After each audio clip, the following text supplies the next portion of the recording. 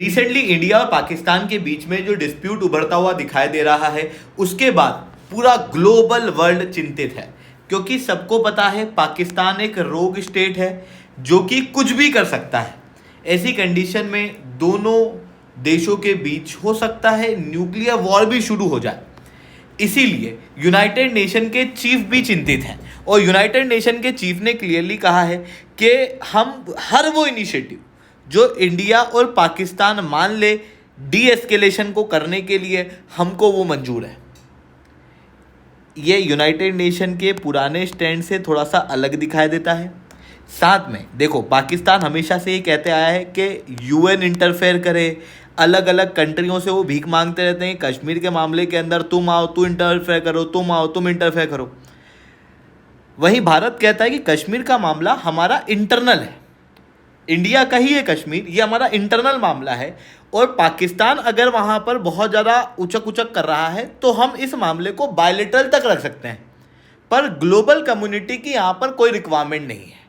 भारत की ये जो डिमांड है, इस चीज़ को क्लियरली यूएन एक्सेप्ट करता हुआ दिखाई दे रहा है। यूएन के चीफ ने क्या कहा कि तुम बायलेटरली जो डिसाइड कर लो वो हमें एक्सेप्टेबल है, हम बीच में कुछ भी नहीं बोलेंगे, जो कि पाकिस्तान के बिल्कुल खिलाफ है और इंडिया के फेवर में है। अब ये चीज़ एग्जैक्टली क्या हुई है, समेश्वरी चौहान डिटेल में आप लोगों के साथ में चर्चा करूंगा। बट उसके पहले आप लोग मेरे साथ में एसआरसी10 टेलीग्राम ग्रुप के ऊपर जुड़ सकते हो। मेरे क्लास की अपडेट, पीपीटी, पीडीएफ सब कुछ आपको मिल जाएगी। यूपीएससी सीएससी की तैयारी करना है, इंडिया के टॉप एजुकेटर से ऑफलाइन क्लास के अंदर पढ़ना है, आप लोगों के पास में बहुत अच्छा मौका है। अगर आप लोग जुड़ना चाहते हो तो समय पर कॉन्टैक्ट कर सकते हो। इसके अलावा मंथली करंट अफेयर्स के पीवीएसआई क्वेश्चन, फिल्म्स के मॉक टेस्ट, एनसीईआरटी के नोट्स की समरी और इंडिया ईयर बुक की summary free of cost download करना, नीचे डिस्क्रिप्शन के अंदर मैंने लिंक दी हुई है, वहाँ से आप लोग डाउनलोड कर सकते हो। चलिए दोस्तों, समझने का प्रयास करते हैं यहाँ पे क्या हुआ।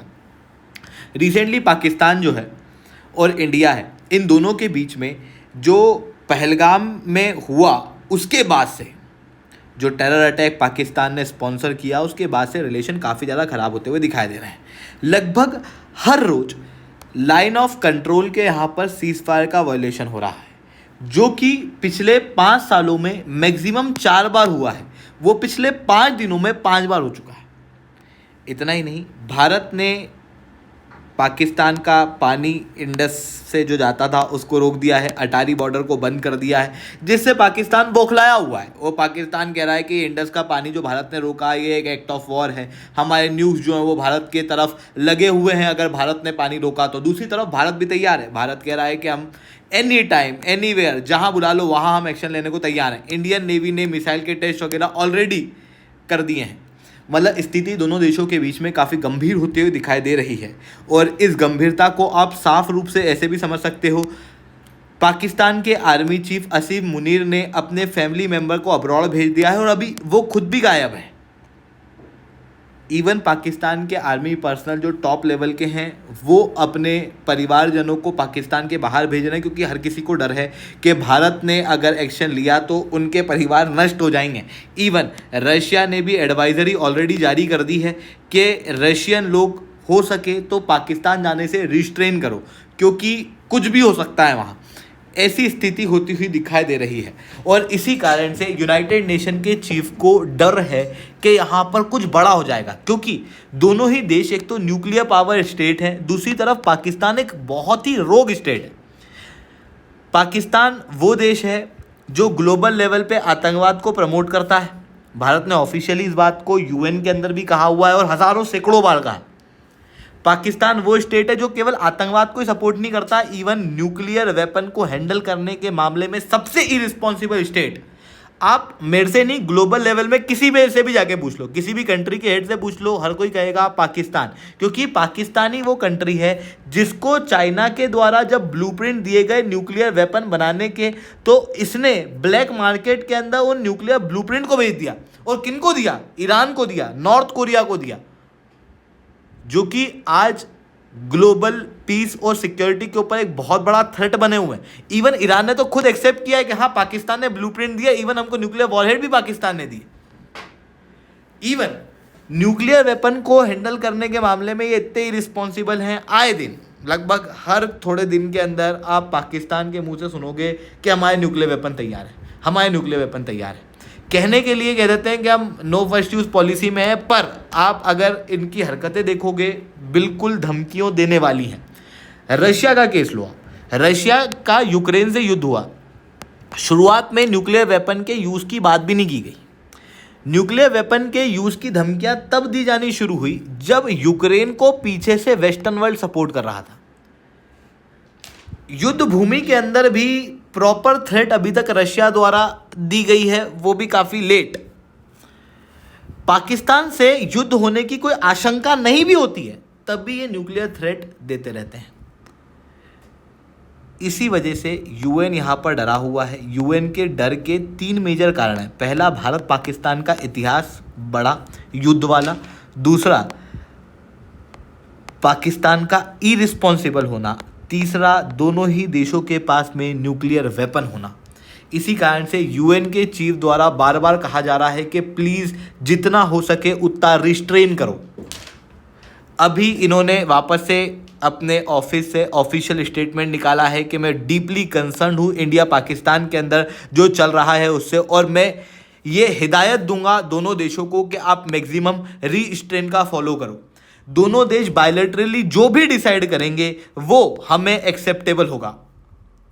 इन्होंने एक और बात भी कही कि United nation military observer group in India and Pakistan की उस एरिया में कोई भी प्रेजेंस नहीं है, दूसरे एरिया के अंदर है और वहां पर हम ऑब्जर्व ही कर रहे हैं।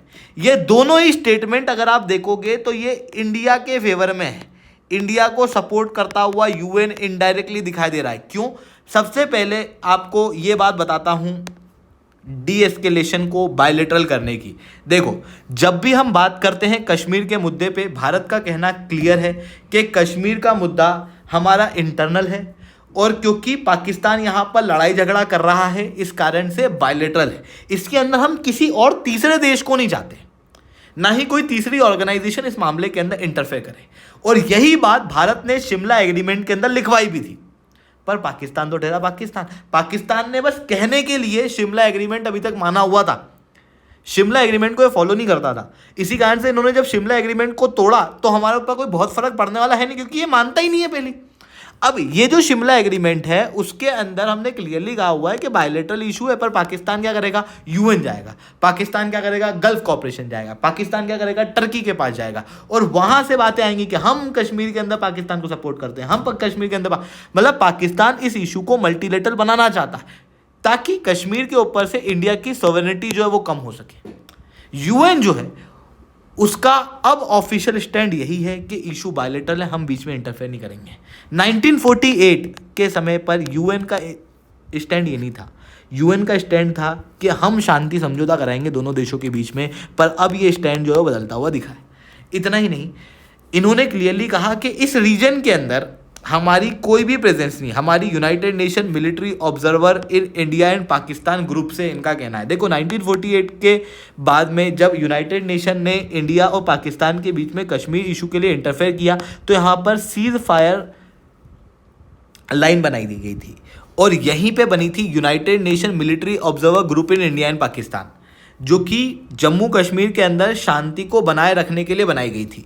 पर आप समझो कि जब कश्मीर इंडिया का है तो यहाँ पर यूनाइटेड नेशन की मिलिट्री की होने की ज़रूरत क्या है? भारत को हमेशा से इस चीज़ के ऊपर कंसर्न था। इसी कारण से शिमला एग्रीमेंट के अंदर हमने बस इतना ही नहीं किया कि इशू बायलेटरल है, हमने यूनाइटेड नेशन को इस पूरे मामले से खदेड़ फेंका। यूनाइटेड नेशन ने 1948 के अंदर क्या किया था?